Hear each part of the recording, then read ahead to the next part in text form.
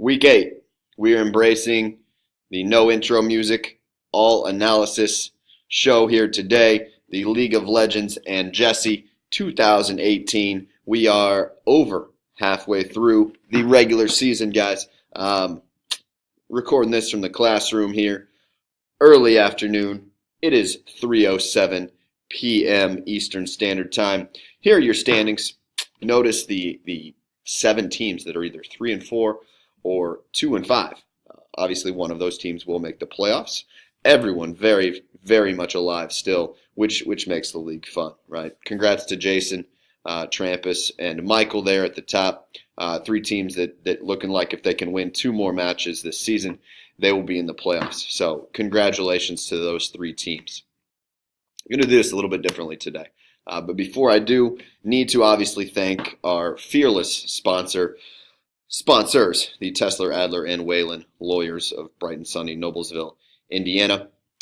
What they can do for you, I don't need to go on and on. It's pretty much everything. If there is a body, there will be a body, or you want to make someone dead, they can pretty much do anything you need them to do from a representing criminal standpoint. So, guys, feel free to truly YOLO, knowing that Trampus has your back. What we're going to do today is I want to think about how players and situations have changed. So this week's show may be a little bit different. I'll still try to kind of project a winner perhaps, but I have a couple quotes for you about change. 1. Confucius once said, "Only the wisest and stupidest of men never change." Jimmy Dean once said, "I can't change the direction of the wind, but I can adjust my sails to reach the destination," which I think applies to what we're trying to do here. We draft our teams in the beginning of the year. Situations change. Injuries happen. Players don't pan out. And what we have to do is we have to alter our expectations, because we can either go down with that ship or we can try to make some moves. We can adjust some things. So what I want to do today is I want to just try to highlight the actual value of players in starting lineups. And I want to do that just because it's kind of different. And again, we're halfway through the season, a little more than halfway through the season. So it really is time to kind of look at that and say, hey, what is the true value of my team? What is the value of individual players? So there are 2 I want to highlight on my team. Those are James White and Tyler Boyd. And these largely have been guys that, again, I'm only 2-5, but they have kind of kept me afloat, right? They're guys now who basically you're looking at an RB1, and Tyler Boyd, very solid in my opinion, wide receiver 2. And when you throw those around proven players like Michael Thomas, A.J. Green, and Cam Newton, it kind of works out.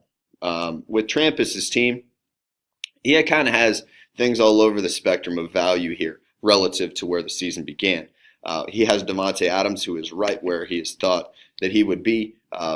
Really aren't too many receivers you'd rather have than Davante Adams. He has been that stud, and he's passed his by. Kenny Galladay also on the up and up.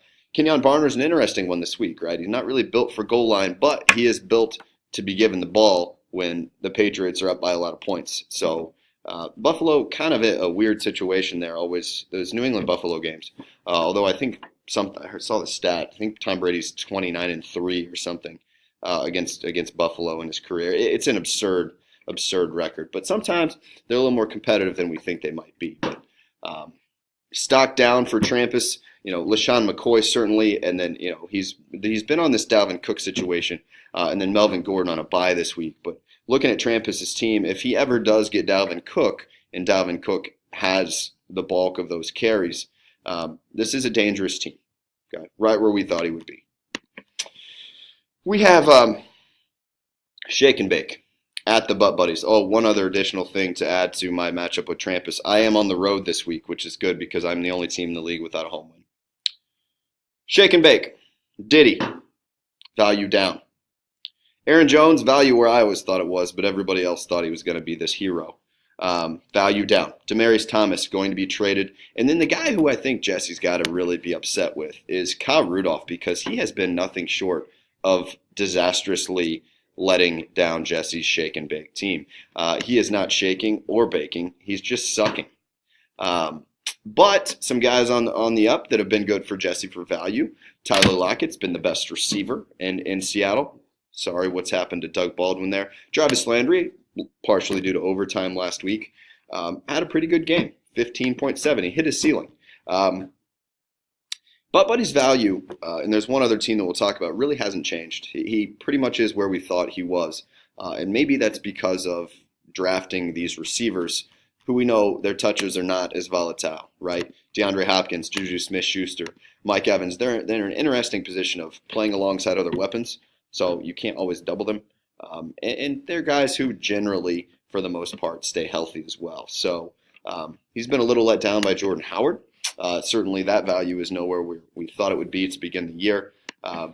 Looking at this matchup and trying to come up with a prediction, it's really going to come down to Baker Mayfield on the road for Jesse. And as Jesse plays Baker as well as Jarvis Landry with the Browns defense, which to me is maybe a little bit interesting in a couple ways for a couple reasons there. Pittsburgh, generally pretty good on offense. Pittsburgh coming off a bye against a rookie quarterback who really has one or two weapons, David Njoku and Jarvis Landry. So I give the advantage to the Butt Buddies. And what I will say here is I think this is a big week for Jesse and appropriate for him as a big Baker guy. I think for him to win, he needs Baker to play well, and he needs that stack to Jarvis Landry to hit for at least one, if not more, pluralized touchdowns. Simply Simple victory, Coach's Crew. For Simply Simple, Adrian Peterson. Frankly, a lot of us thought he was dead. He has been a little bit on the down slope here recently, but certainly has had some value. Devin Funchess been a little more consistent, starting to get in the end zone, value increasing. O.J. Howard, potentially one of the best tight ends into the future. Freak of nature. Couple bad things for Tyler. Doug Baldwin, whether it's health or whether it's Seattle, it just doesn't look good. And then a guy who I just don't Nelson Aguilar had that 1 year where I believe he scored 10 touchdowns a couple years ago before obviously some other weapons came there. Ertz hadn't quite emerged yet. Alshon Jeffrey pretty much dominates the target share. And I just I don't even know that Nelson Aguilar needs to be rostered. I think you've seen enough of a sample size of what the other players are doing, and those targets just are not incredibly meaningful. So I think this is difficult for Tyler right now because those guys have had a drastic fall in value. Talking about Coach's Crew, Nick Chubb, obviously adding some value there. He is at a higher part now, and that happened due to a trade. That wasn't even an injury. Raheem Mostert, whatever. A lot of backs there in that backfield, but maybe he's better than the other ones. One guy I do want to talk about is Josh Gordon, because I think a lot of these talking heads, these people on ESPN, these people who are talking fantasy football, they're just talking about how he looks so much different than everyone else on the field. And for those who don't know, I pretty much watch Red Zone only because I enjoy the fantasy element of the NFL Red Zone channel. And New England's in the red zone a lot. And I haven't really been that impressed with his speed. To compare him to some of the guys they compare him to, I just think is blasphemous. The Des Bryants, the Boldens, and Randy Moss, heavens no. But even like Terrell Owens, right, is the guy you want to try to compare him to. And he's just, to me, this version of Josh Gordon is not there. A couple great tight ends on Coach's Crew, very lofty value, nice keeper value as well. I like Tyler's team. The difference for me this week is I could just more easily see Coach's Crew kind of laying an egg there. Mike's mom got it going on. This is Mark against Michael in the pass first offense. And Barkley and Thielen are pretty much automatic right now. Just the touches, we talked about quality of touches, and they've really been the reason that Mark's team right now is 4-3. But again, this is definitely the matchup of the week. Both very good teams. This is an enticing one, and I don't even necessarily think this spread is accurate. But some other things I want to touch on regarding value here. Collins' floor is just a little bothersome to me. This is a guy who, and I know Mark has complained about this, you hate playing guys who are so touchdown dependent, unless it's a LeGarrette Blount on a historically good Patriots offense where I believe he scored 20 touchdowns. This is a little bit different with Baltimore, but he's been solid. The guy who has been a revelation is John Brown. John Brown has been a guy who's just dealt with weird injuries throughout his career. We know that he's talented, but I tell you what, that game he had last week, maybe one of the truly better games of his career. just because it wasn't just a long play or two. 7 catches for 134 and a glory tubby time. John Brown certainly on the up and up, certainly the best player in that offense. And then Traquan Smith looking like he might step into that Ted Ginn role. For Michael, if not for what's happening in Kansas City, Andrew Luck, I kind of compare him to Russell Wilson in that he either wins you or loses you the game. But usually that's very good for fantasy because the Colts either get very far behind due to poor play and he has to rally, or he just plays well. Plus, we're not running for touchdowns in Indianapolis. So Andrew Luck, even higher value than any of us probably thought he would be. Right now he's the 3rd overall quarterback. He may very well finish higher than that. Kerryon Johnson, Marlon Mack, again, they're way up here. And this is the reason Michael's been successful this year, is because he is hitting on these guys at higher value and he's ignoring some of these names, right? Cannot fall in love with names such as Robert Woods. Who cares, right? He's named after a forest, but then you look, he's like, my goodness, he's the number 6 receiver. Cooper Kupp's out, and he's just this monster. Okay, and then he's got Matt Breida there as well. So I like what both of these teams have done this year. And again, they're kind of understanding value and kind of ignoring some of those names. I mean, you either adapt or die, right? We go down with the ship, or we find a way to make some adjustments. So especially Mark, I credit him for that. He's done a nice job, not sticking with just the team he drafted, building a team through the waiver wire. Mr. Luckbox, Adam Foster. And again, Adam, he started to kind of run a little bit more clean. The one thing that will be interesting here for Adam, because I think we all agree with Phillip Lindsay, Emmanuel Sanders, they played at home against Kansas City in week 3 or 4, and they were destroyed. And Emmanuel Sanders and Phillip Lindsay, I believe, combined for a little fewer than 20 fantasy points. Adam's going to need a lot more than that this week.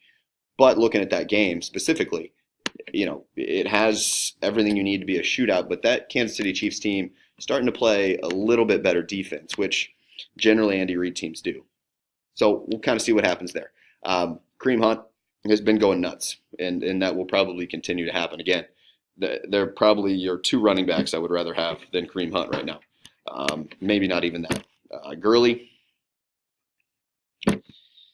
I might draw the line at Gurley. I mean, Kareem Hunt is again, it's touches, it's quality of touches, it's the offense. He's up here to me. It's Todd Gurley 1, Kareem Hunt 2, in my opinion. Danny Amendola, Adams kind of flirted with these wide receiver and flex positions this year. He's got Tevin Coleman, Calvin Ridley he picked up there on buys. Some reason he's rostering Dak Prescott. I don't know what's up with that, Adam. But the thing I was going to say about Gronk, I believe that's a Monday night game. And, just kind of pay attention to that, right? He did return to practice today, but who knows? With the Patriots, they've gone to Gronk is looking good to putting him on the IR. But Adam, another one who just very much makes some good moves, right? We kind of, some individuals criticized him for that ad on Phillip Lindsay for $59, but I tell you what, he's been a guy you can play every week. Overall, number 13 running back there, and going to get better, right? Value, understanding, putting him in your lineup. Team overrated, Beard. Not going to spend a whole lot of time here. What I will say is that he pretty much drafted the team that he has now. So his value hasn't changed a ton, with the exception of Patrick Mahomes. Okay, the rest of his team with Antonio Brown and T.Y. Hilton, we knew he was building around those guys. He waited for a while for Julian Edelman and Mark Ingram to return, and there really aren't too many surprises here. I think what you will see is that team overrated Beard, now that he's gotten healthy, might take down some teams down the stretch run, right? Assuming he rosters tight ends the rest of the year. So Joey, try to do that if you can. No more zeros. But, this is a matchup of good buddies, of good friends, and one of them will win. It will probably be Adam. Mighty Midgets and Lollipop Guild. Jason said he boycotted the show, so we don't need to spend much time on this one. We have 55 seconds left. By the way, I have different software I'm going to start using in the future that time isn't such a restraint. Mighty Midgets, Diggs and Cooks are on the down, just going down. Weird things happening there, DFS people. A lot of weapons to feed and game script. Have been just not ideal for Diggs and Cooks, not necessarily in that order, but one team getting out ahead, and then the other just, it's weird. I'm surprised Stefon Diggs hasn't been a little more involved. Kelsey Murray, just going nuts here recently for Adam Brandt, value here. DFS guys, you want to try to get in there. Jason, talking about value, how have things changed? Still amazing at running back. Fine at quarterback. Amazing at running back. Still undefeated. Still bad receivers. Great tight end. Jason, good luck Good luck to everyone this week. I hope you kind of enjoyed the new approach. I hope half the league wins.